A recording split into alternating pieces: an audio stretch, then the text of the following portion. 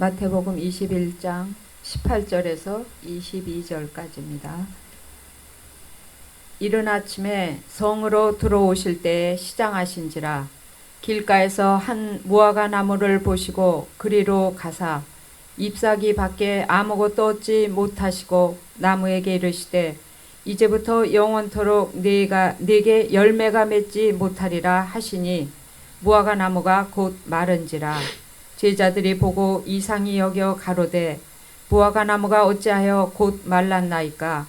예수께서 대답하여 가라사대 내가 진실로 너희에게 이르노니 만일 너희가 믿음이 있고 의심치 아니하면 이 무화과 나무에게 된 이런 일만 할 뿐 아니라 이 산더러 들려 바다에 던지우라 하여도 될 것이요 너희가 기도할 때에 무엇이든지 믿고 구하는 것은 다 받으리라 하시니라. 성경에는 하나님의 말씀을 맡은 자들이 있어요. 그들은 이제 선지자들이다라고 얘기를 하죠. 근데 그 선지자들은 신약 시대에 또 초대교회를 넘었으면서 이제 그런 말씀을 맡은 자들, 말씀에 대해서 가리키는 직책이 있게 된 사람들, 이런 사람들을 소위 이제 목사다라고 얘기를 하죠. 그래서 목사는 사실은 하나님의 온전한 뜻을 전하는 사람이고, 듣는 사람들은 어쨌든 하나님의 뜻에 대해서 듣고 그렇게 살아야 되고, 목사는 또 그렇게 살게 하는 의무가 있는 거죠. 그래서 하나님의 뜻을 쫓아서 여러분들에게 말씀을 대언할 때에 이 말씀이 잘못 전해지면은 그 들은 말씀에서 하나님의 뜻과는 관계없이 잘못 살 수도 있게 되는 거예요. 그래서 이 목사라는 직책이 참 위험하면서도 조심스러운 거죠. 그래서 이 말씀을 한번 이렇게 전하기 전에는 굉장히 마음에 부담이 있어요. 혹시 내가 잘못 전하면은 어떡할까? 예수님께서 이 세상에 오셨을 때에도 그 당시에도 말씀을 맡은 자들이 있었죠. 하나님을 섬기는 예법이라든가 하나님의 뜻에 대해서 풀어서 말씀하는 그런 직책을 소유한 사람들이 있었어요. 그런데 예수님께서 세상에 오셨는데 그런 사람들하고 대화를 나누는 거예요.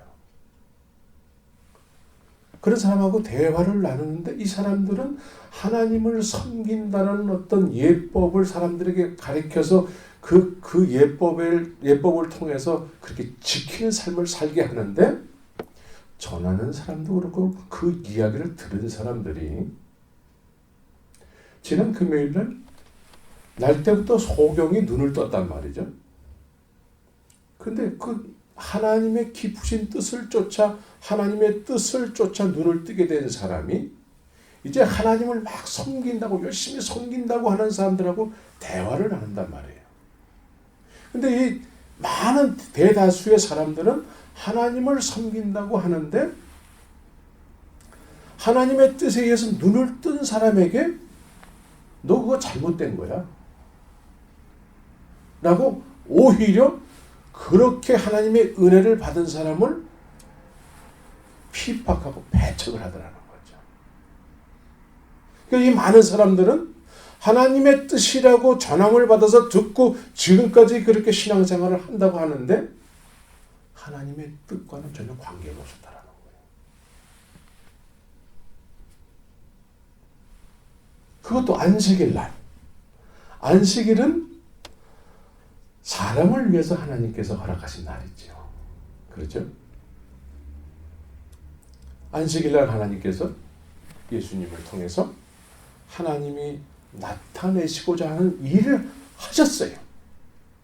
하나님이 나타내시고자 하는 일. 어떤 날 했다고요? 안식일날 했어요. 그런데 안식일날은 그런 일이 있으면 안 된다고 얘기를 하는 거죠. 이게 그동안에 말씀을 맡은 자들을 통해서 배운 사람들의 이름이에요. 요즘식으로 말하면 주일날은 그냥 예배 드리고 아무 일 없이 예배 드리고 그냥 교회 갔다 오면 되는 거야. 뭐 이런 정도로 하나님을 섬기는 방법을 그렇게 가르쳤다라는 거예요. 그래서 이런 가르침을 받으면은 하나님이 나타내시고자 하는 일이 있는데도 그 일하고는 관계없이 우리가 그냥 하나님을 잘 섬긴다는 어떤 우리의 방법으로 계속 섬길 뿐이에요.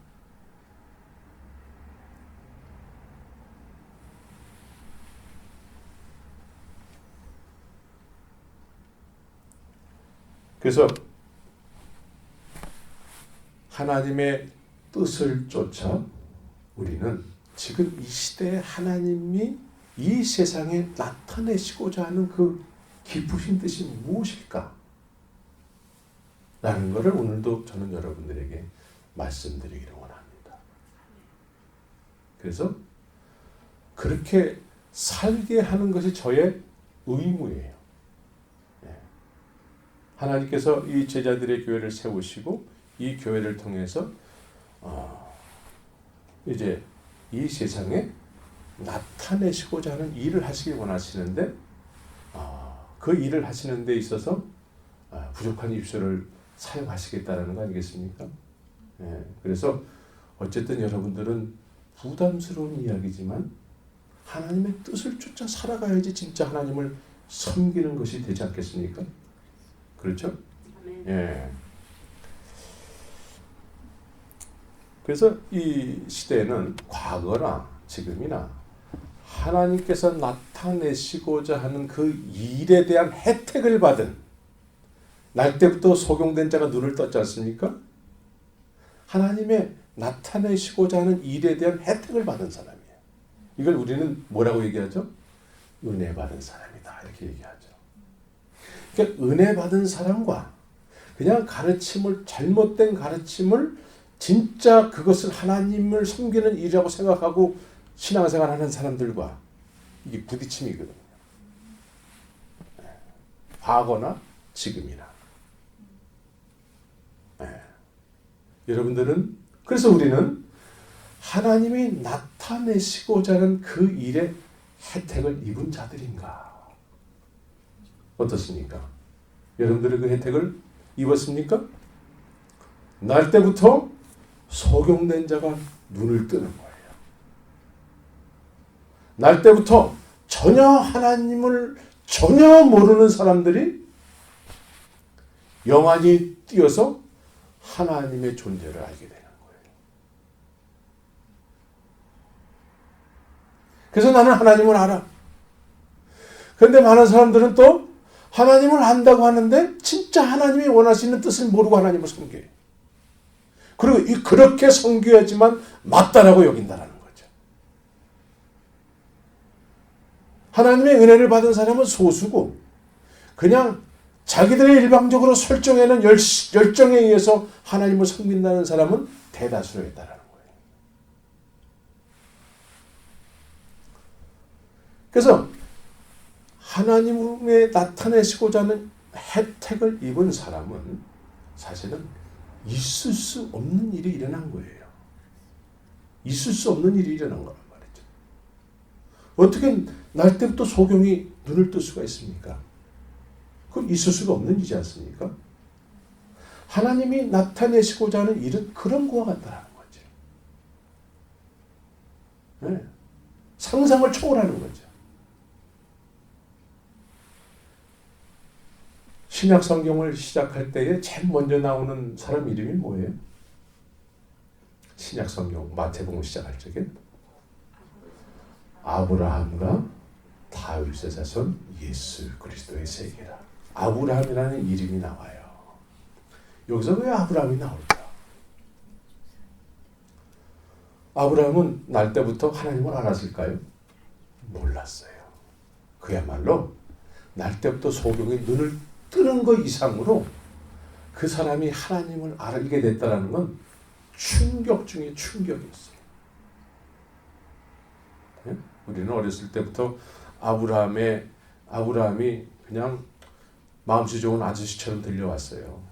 너무나 어렸을 때부터 들어왔기 때문에 누구나 다 본토지체 아비 집을 떠난 것처럼 우리가 그런 믿음을 소유한 것처럼 다들 그렇게 생각을 해요. 아브라함이 본토 친척 아비 집을 떠날 수 있었던 것은 소경이 날 때부터 소경이 눈을 뜬 것 같은 그런 경험을 했기 때문에 떠난 거예요. 이해가 되세요? 충격이에요, 충격. 우리가 하나님을 알 만한 지식이 있을까요? 우리는 하나님을 알 만한 지식이 요만큼도 아주 가능성이 0이에요, 0. 왜? 하나님은 거룩하시고 우리는 죄인이기 때문에 그래요. 달라요. DNA가 달라요. 그래서 우리는 하나님을 알 만한 지식이 요만큼도 없어요. 그런데 그 아브라함에게 그 거룩하신 하나님께서 말씀하셨다라는 거예요. 관계를 맺어주셨다라는 거예요. 이것은 날 때부터 소경된 자가 눈을 뜬 것 이상으로 충격적인 일이었어요. 그래서 그때서부터 가치관이 변화되지 않습니까? 가치관이 변화됐다는 건 본토 친척 아비집이 그동안에는 아브라함의 전부였어요. 전부였는데 하나님이 말씀하시고 관계를 맺어주신 거에 대해서 가치관이 변화가 된 거예요. 근데 그거는 중요하지 않다는 거예요. 그리고 말씀하신 하나님이 더 중요하고 그 말씀하신 것에 이제 순종하고 싶은 거예요. 그래서 길을 떠나는 거죠.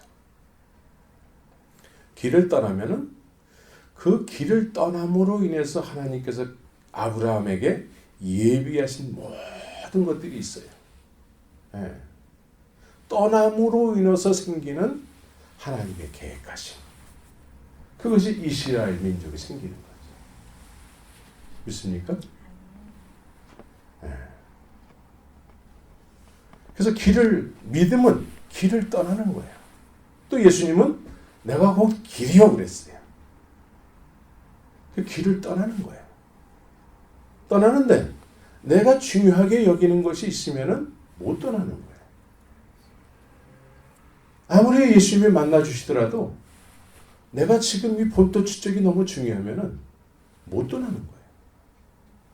너는 부자 청년에게 예수님께서 말씀하신 너는 네 소유를 다 필요한 사람들에게 나눠주고 너는 나를 따르라. 근심했다고 그래서 왔던 길로 다시 돌아갔다고 얘기하죠. 날 때부터 소경된 자가 눈을 뜸으로 인해서 나에게 일어난 일을 하나님이 나타내시고자 하는 일에 대해서 혜택을 받고 그것을 혜택을 받은 그 사람이 이제 얘기를 하는 거죠. 그건 팩트니까 얘기하지 말라고 해도 얘기하고 싶어지는 거죠. 전도하지 말라고 해도 전도하는 거예요. 전도 어떡하죠? 그런 말이 필요가 없어요. 그냥 나한테 일어난 일이니까 그 일을 그냥 이야기하는 거예요. 근데 그 이야기를 듣는 사람들은 그렇게 하나님을 믿는 게 아니라는 거죠.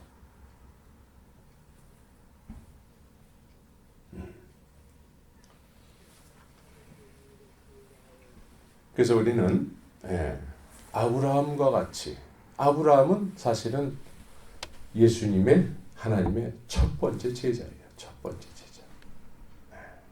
믿음의 길을 떠났기 때문에.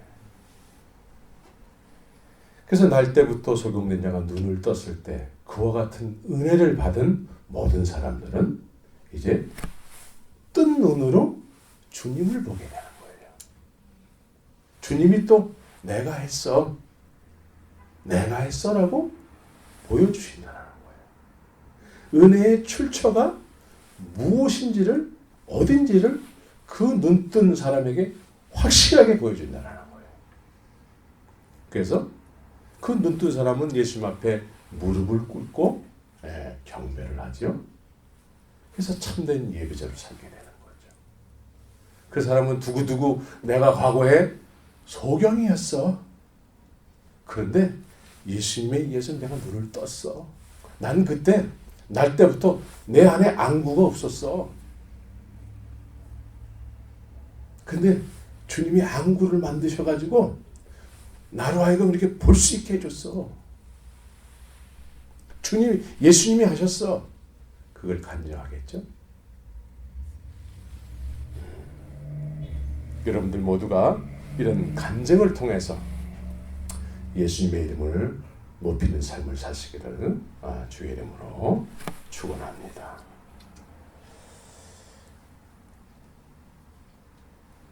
자, 우리는 우리 주위에 날 때부터 아니면 어떤 문제 때문에 심각하게 제대로 된 인생을 살지 못하는 주위에 많은 사람들이 있죠. 그렇죠? 이제 우리가 정말 하나님이 나타내시고자 하는 일에 대해서 혜택을 받은, 은혜를 받은 사람이라면 내가 너에게 한 것처럼 너희도 이와 같이 하라는 거죠. 주위에 날 때부터 속용된, 날 때부터 죄인으로 살다가 죄 가운데 죽을 수밖에 없는 많은 사람들. 이런 사람들을 이제 네가 예수님을 보고 믿는 것처럼 그렇게 만들라는 거죠. 이게 뭐예요? 제자 삼으라는 거예요. 그런데 우리가 많은 경우에 그냥 예배당만 다니면 돼 라는 어떤 그런 언제서부턴가 누군가로부터 배웠는지 하여튼 우리가 수십 년 동안 신앙생활 하면서 그냥 예배당만 다녔던 거죠. 예배당만 다녔던 거예요. 이제는 우리가 이제 이 제자들의 교회의 일원이 됐기 때문에 여러분들은 이제 예배당만 다니는 것이 하나님을 온전히 섬기는 것이 아니야라는 것으로 여러분들이 세상 속에 예수님의 이름을 높여야 되는지 믿습니다. 그래서 이 시간에도 오늘날에도 어쩔 수 없이 길가에서 헤매고 있는 날 때부터 소경된 자들, 영적인 소경들 얼마나 많은지 몰라요. 하나님의 뜻은 안식일에 이런 사람이 온전히 되는 거라는 거죠. 너는 무슨 죄를 졌는데 그런 병에 걸렸니? 너는 무슨 죄를 졌는데 그런 정신병이 있는 거예요? 그렇게 치부해버리면 안 된다는 거예요.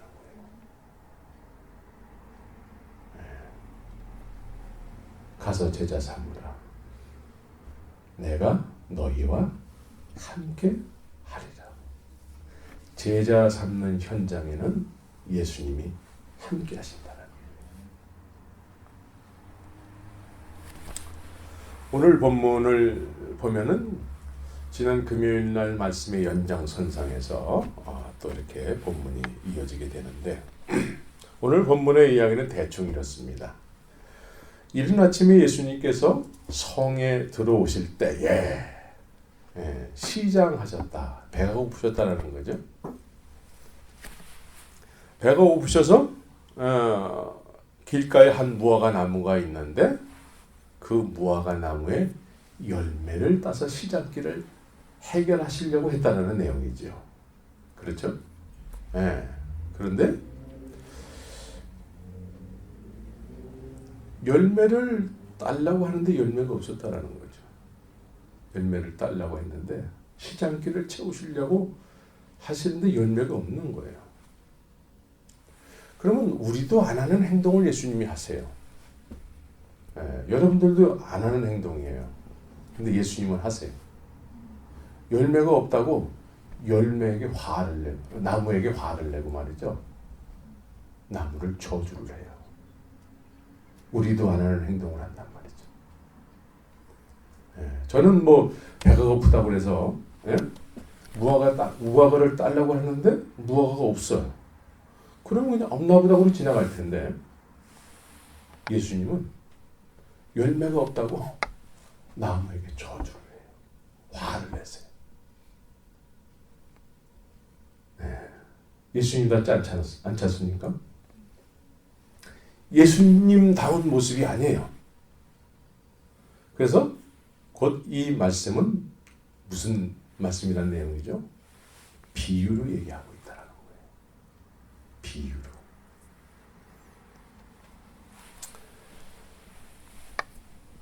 이 무화과는 여러분도 잘 알다시피 이스라엘을 상징하는 거 아니겠습니까? 이스라엘. 이스라엘 민족은 스스로 이런 정체성을 가지고 있어요. 우리는 하나님께서 택한 백성이다.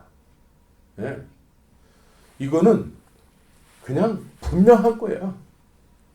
변화될 수 없는 거야. 하나님이 나를 택했어. 우리를 택했어. 이런 정체성이에요. 어디서나 우리는 우리야. 너는 우리가 될 수 없어. 그래서 이스라엘 백성들은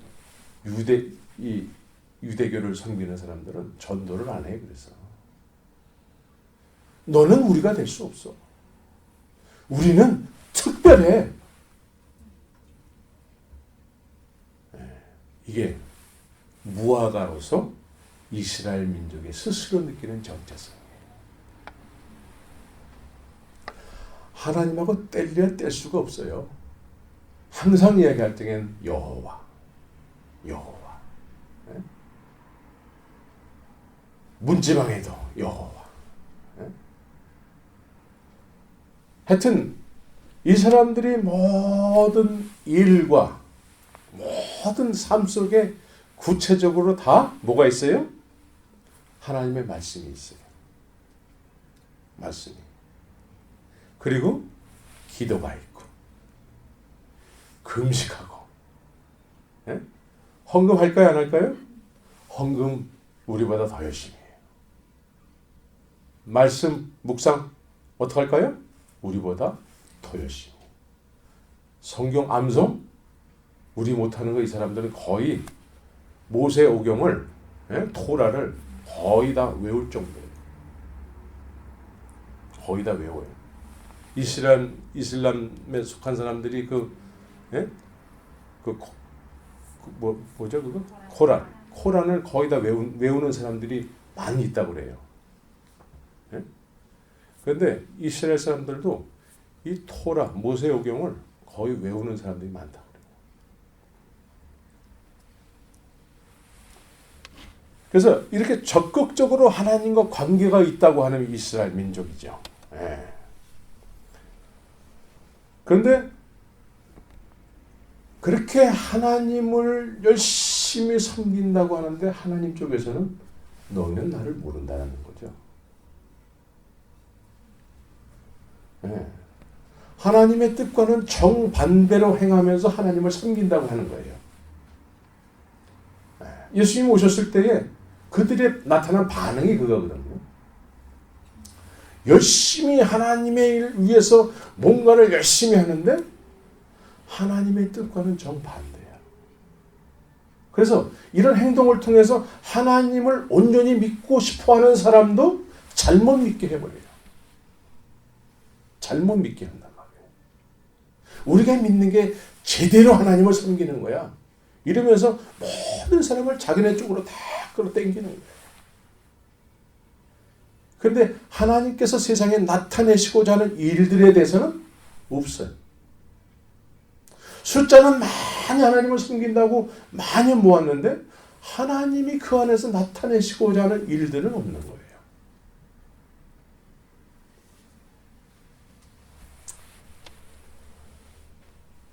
그래서 하도 하나님을 잘 섬긴다고 스스로들 그렇게 얘기하니까 그래? 그래서 예수님이 찾아오셨다라는 거예요. 얼마나 나를 얼마나 그렇게 잘 섬기는지 그걸 보기 위해서 오셨다는 거예요.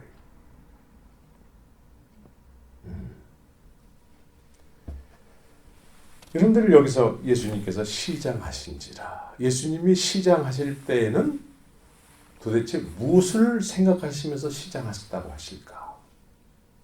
네. 요한복음 4장을 한번 보겠습니다.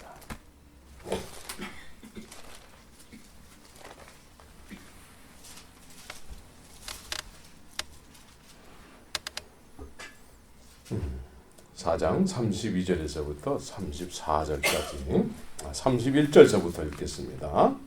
31절에서부터 34절까지 시작. 그 사이에 제자들이 청하여 가로되 랍비여 잡수소서. 가라사대 내게는 너희가 알지 못하는 먹을 양식이 있느니라. 제자들이 서로 말하되 누가 잡수실 것을 갖다 드렸는가 한데 예수께서 이르시되 나의 양식은 나를 보내신 이의 뜻을 행하며 그의 일을 온전히 이루는 이것입니다 라고 말씀하고 있습니다. 그러니까 주님께서 시장하시다라는 표현은 영적인 양식을 말씀하고 있다는 거예요.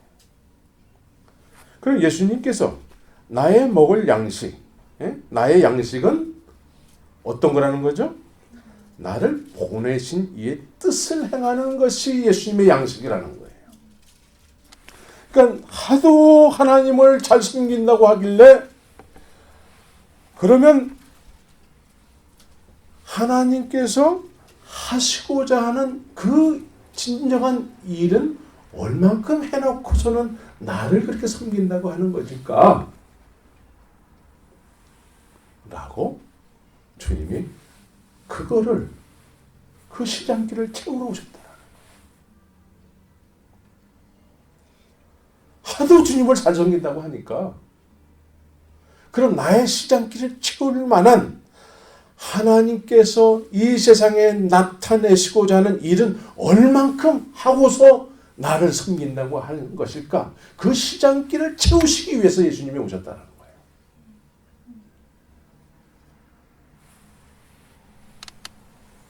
여러분들에게도 마찬가지일 거예요. 우리에게도 마찬가지일 거예요. 우리도 비근한 예로 신앙생활을 오래 해왔기 때문에 우리가 말하는 모든 것은 믿음하고 다 관련이 있어요. 적어도 우리 울타리 안에서는. 그리고 은혜 받았다고 하는 어떤 그런 이야기들이 주로 우리의 주제들이죠. 네. 그리고 늘 우리의 표현 가운데는 하나님께서 나에게 이렇게 이런 깨달음을 주셨다. 이런 말씀을 하셨다. 어떤 이런 깨달음, 우리는 이런 간증도 많이 한단 말이죠. 그래서 우리는 누가 보더라도 누가 보더라도 우리에게는 믿음이 있어 보여요. 그리고 나름대로 열심히 뭔가 봉사를 하고 식당 봉사하고 주차장 봉사하고 뭔가를 한단 말이에요.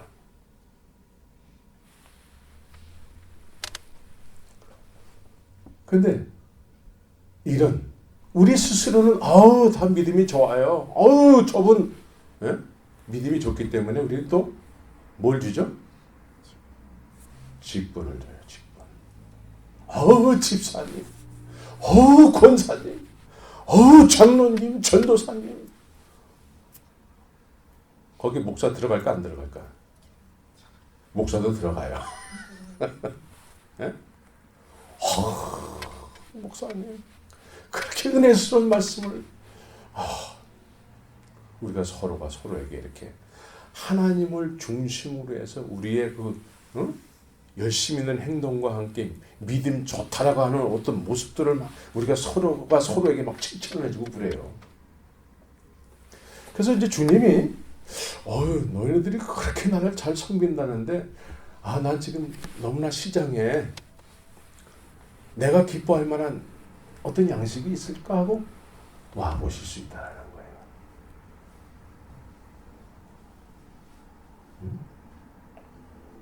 거예요. 네가 나를 그렇게 잘 섬겨? 그래, 한번 내가 너한테 너한테 방문하고 싶어. 그래서 오셨다라는 거예요. 근데 우리는 잎이 무성하니까, 우리 잎이 굉장히 무성해요, 사실. 예? 잎이 무성하다고, 요란해요. 그러니까 주님이 그렇게 하나님을 잘 섬긴다고 하니까 잎이 무성하니까 당연히 열매도 있을 것이라 생각을 하셨겠지요.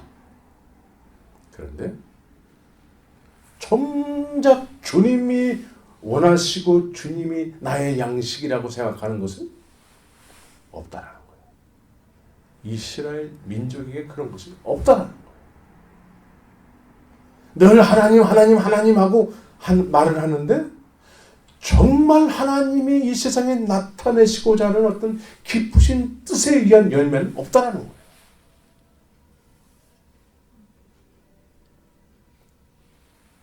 그래서 주님은 화를 내셨다라는 거예요.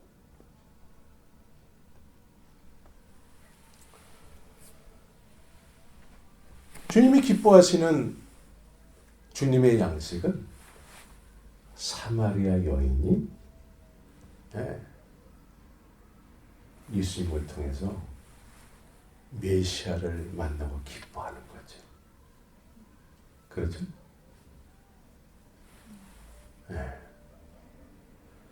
메시아를 전혀 만날 수 없는 그 여인에게 예수님이 만나 주시는 것이, 이것이 예수님이 기뻐하시는 일이고 하나님이 세상에 나타내시고자 하는 일이라는 거예요. 그러면 날 때부터 소경된 자가 예수님을 만남으로 인해서 영안이 열린다는 거죠. 있을 수 없는 일이 일어나게 되는 거예요. 이것이 안식일에 되어진 일이고 주님이 이런 일을 하시기 위해서 세상에 오셨다는 거예요. 그래서 우리가 그런 혜택을 받았다면은, 우리가 날 때부터 소경되었던 자인데 날 때부터 죄인으로 살았는데 죄 용서를 받고 정말 있을 수 없는 하나님의 은혜를 경험했다면 그 경험한 것을 세상에 이야기하라는 거예요. 그게 증인이지 않습니까? 성령이 임하면 너희가 권능을 받고 내 증인이 되리라.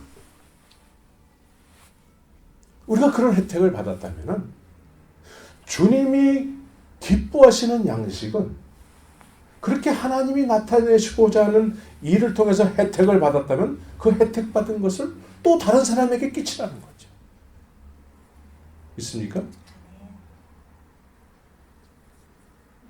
그런데 이 일은 안 하고 그냥 사람들이 모여가지고 예배당만 다니는 거죠. 그리고 예배당만 다니는 것을 하나님을 온전히 섬기는 걸로 착각시키는 거예요. 그리고 정말 하나님의 은혜를 받아서 그것을 얘기하면은, 그거 특별한 사람이라 하는 거야. 조용해. 우리가 정도를 걷는 거야. 시끄러. 얘기하지 마라. 세상의 분위기는 이렇다라는 거죠. 그래서 우리도 하나님을 막 얘기하지만 우리도 지금까지 이런 모습으로 살았다면은, 은혜 받은 사람에게 시끄러 얘기는 안 하지만 우리도 그 대열에 그냥 섞여 있는 거예요.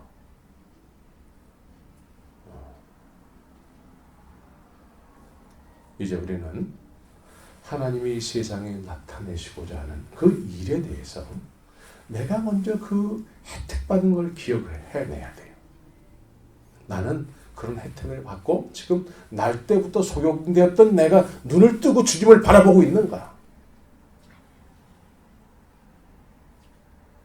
그 눈을 뜸으로 인해서 잘못 섬기면서도 올바르게 섬긴다고 하는 사람들에게 담대하게 이야기하는 거예요. 그렇죠? 네. 구원이라는 것은 사실은 있을 수가 없는 일이 일어난 거예요.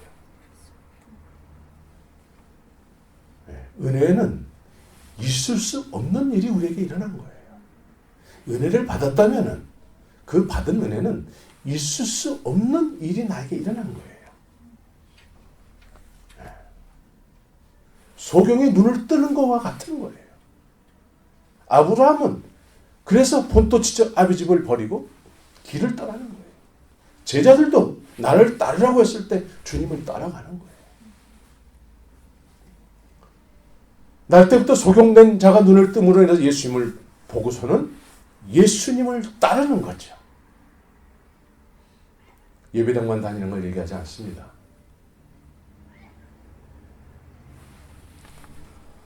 무화과 나무가 곧 마른지라 그래요.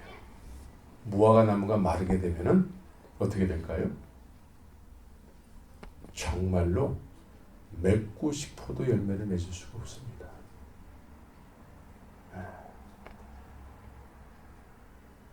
이건 이 인생은 끝난 거예요. 실제로 무화과 나무의 잎이 마르게 되면은 주님에 의해서 너는 더 이상 열매를 맺을 수가 없어 라는 의미거든요. 그러면 우리는 실제적으로는 우리는 어떻게 느껴지냐면 육신적으로 굉장히 편안해요. 부담이 없으니까. 부담이 전혀 없어요. 그냥 하던 대로 예배당만 다니면 돼. 부담이 전혀 없어지는 거예요. 그냥 지금까지 해왔던 대로 남들이 하는 대로 그냥 그야말로 군중 속에 섞이는 거예요.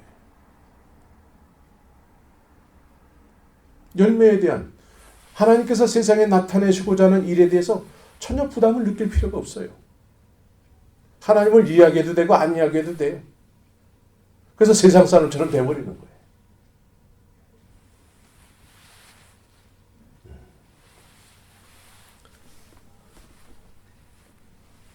실제로 이렇게 된 사람들이 그래서 이단에 넘어가기도 하고 세상으로 다시 돌아간 사람들도 많이 있어요.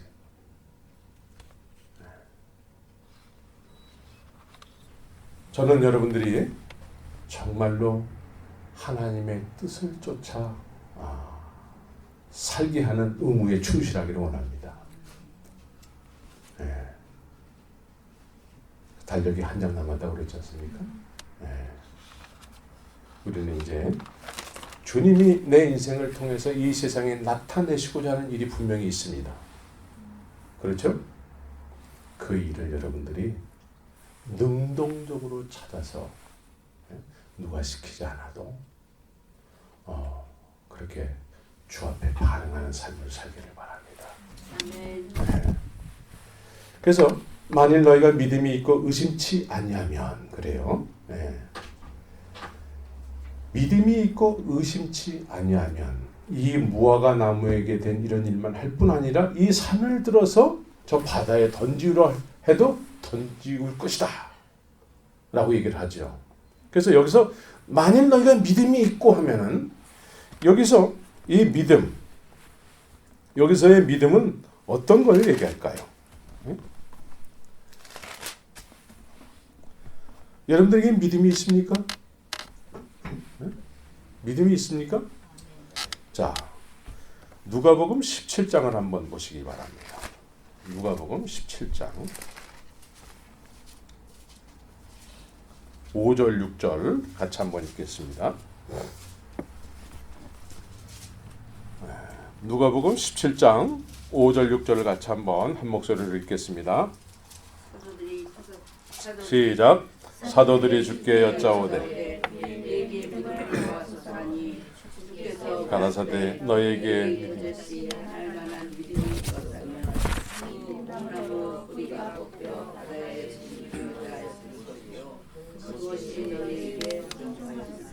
아멘. 여기서 제자들이 예수님에게 우리에게 믿음을 더하소서 그래요. 믿음을 더하소서라는 말은 뭐죠? 우리가 지금 있는 믿음에서 더 충만하게 해달라는 얘기죠. 그렇죠? 근데 예수님은 뭐라고 얘기하죠? 예수님은 너희에게 겨자씨 하나일 만한 믿음이 있으면 그래요. 지금 제자들은 우리가 지금 믿음이 있다라고 스스로 생각하잖아요. 제자들이. 그렇죠? 그래서 이 믿음에 주님처럼 더 충만한 믿음을 허락하여 주셔서 이렇게 얘기하지 않습니까? 그런데 예수님께서는 너희에게 믿음이 없다라는 거예요. 믿음이 없는데 없다라는 의미를 겨자씨 하나만한 믿음만 있으면 이라고 얘기하는 거예요. 그럼 여기서 이 믿음, 제자들이 믿음이 있다고 하는 믿음과 예수님께서 말씀하시는 믿음은 같은 거예요? 다른 거예요? 네? 다른 거예요. 그런데 제자들은 지금 왜 스스로 믿음이 있다고 생각을 할까요?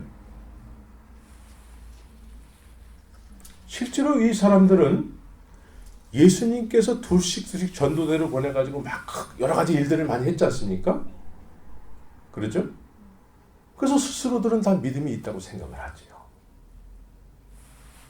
그래서 이 믿음에 더하여 주시옵소서 그러는 거죠.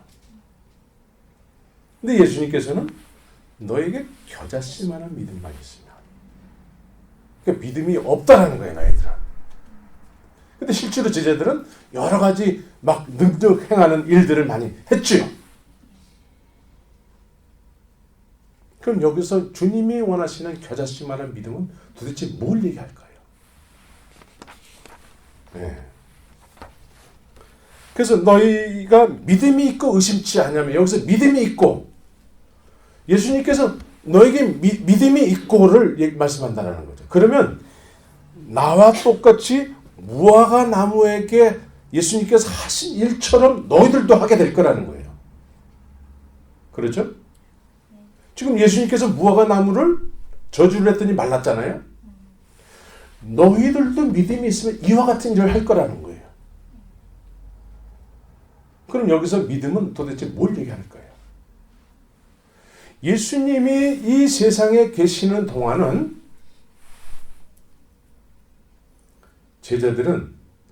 제자들이 스스로 생각하는 그 믿음만 있을 뿐이에요. 그러나 이제 예수님께서 십자가에서 죽으시고 부활하신 이후에 하늘로 올라가신 다음에, 그런 다음에 무엇이 오시죠? 보혜사 성령이 오시는 거예요. 그래서 예수님은 제자들에게 내가 가는 것이 너에게 유익이다 라고 얘기를 하는 거예요. 그래서 이 겨자씨만한 믿음만 있으면, 지금 날 때부터 소경된 자가 눈을 뜬 다음에 누구하고 계속 논쟁을 벌이죠? 무화과 나무하고 논쟁을 벌이는 거예요. 무화과 나무하고. 그런데 우리에게 겨자씨만한 성령에 의한 믿음이 생기면은 지금 하나님을 섬긴다고 하는데 잘못된 생각으로, 그 잘못된 생각으로 섬기는데도 하나님을 온전히 섬긴다고 생각하는 많은 부리들이, 성경에 그 바리새인들이 다 그런 사람들이었거든요. 이런 사람들하고 이제는 대적을 할 수 있다는 거예요. 그리고 이 겨자씨만한 믿음이 있으면 이 무화과 나무를 이길 수 있다는 거예요.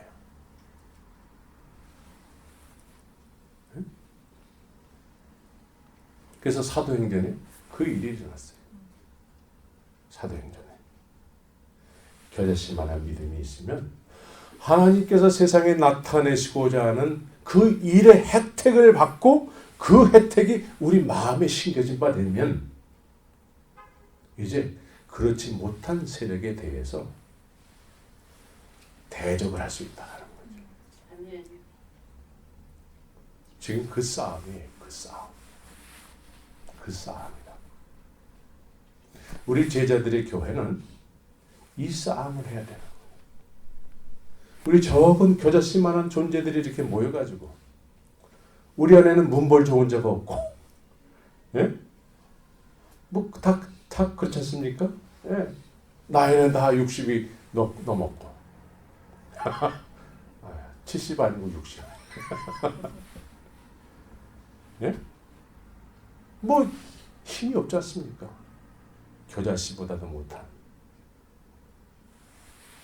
그런데 무화과 나무를 예수님처럼 이제 꾸짖을 수 있다는 거예요.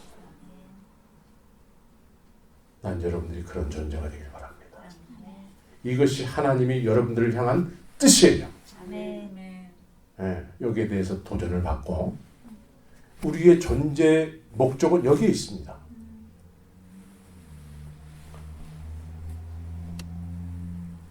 그래서 너희가 기도할 때에 무엇이든지 믿고 구하는 것은 다 받으리라. 이런 믿음이 있는 상태에서는 무엇을 구하게 될까요? 이 겨자씨만한 주님이 말씀하시는 이 겨자씨만한 믿음이 있게 되면 무엇을 구하게 될까요? 하나님이 세상에 나타내시고자 하는 일에 대해서 구하게 될 거죠. 그러면 다 받게 될 거라는 거예요. 네. 그 무화과 나무를 있게 한 그 산도 없애버릴 수 있다는 거예요. 믿습니까?